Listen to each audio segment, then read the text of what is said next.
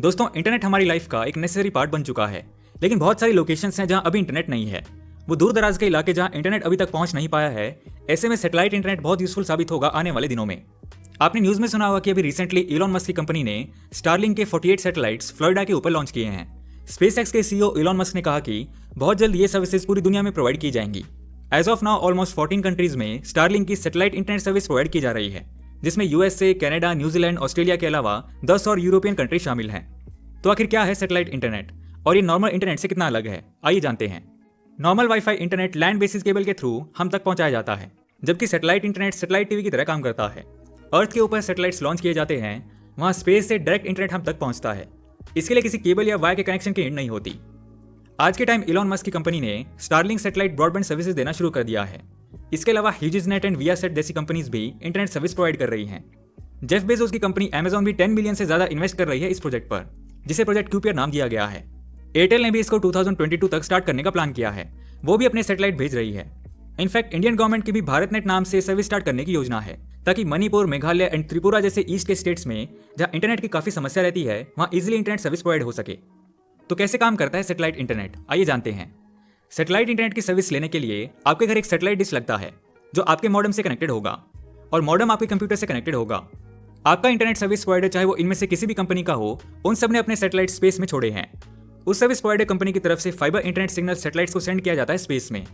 वो internet signal फिर आप तक आता है, जिससे आपका सैटेलाइट डिश कैप्चर करता है। फिर वो आपके मॉडेम के थ्रू आपके कंप्यूटर सिस्टम या स्मार्टफोन तक पहुंचता है, जिसके बाद आप इंटरनेट सर्विस यूज कर पाते हैं।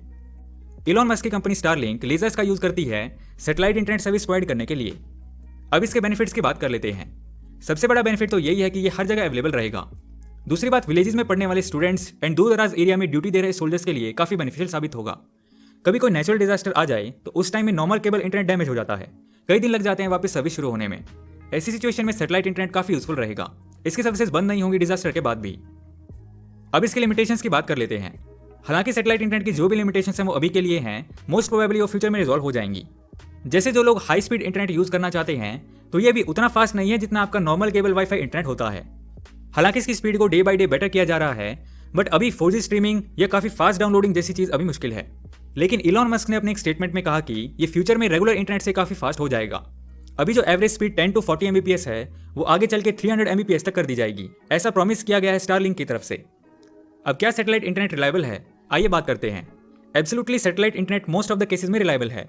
हाँ, एक चीज जरूर है कि हैवी रेन एंड स्टॉर्म की सिचुएशन में सैटेलाइट इंटरनेट डाउन हो सकता है, बट इसके अलावा इसमें कोई भी रिस्क या प्रॉब्लम नहीं है। इसकी सर्विस पे पूरी तरह से भरोसा किया जा सकता है। अब बात करते हैं कि इसको यूज करने के लिए क्या हार्डवेयर चाहिए होगा और इस सर्विस की कॉस्ट कितनी होगी। इसके लिए कुछ चीजें चाहिए होंगी, जैसे एक डिवाइस जो इंटरनेट से कनेक्टेड हो, एक मॉडेम और राउटर एंड एक सैटेलाइट डिश जो इंटरनेट सिग्नल को कैप्चर कर सके। हालांकि सर्विस प्रोवाइडर ही ये सब देते हैं। जैसे स्टारलिंक एक किट सेल करती है जिसमें satellite dish and router include होता है। और कॉस्ट की बात करें तो ये पूरी तरह फिक्स नहीं है।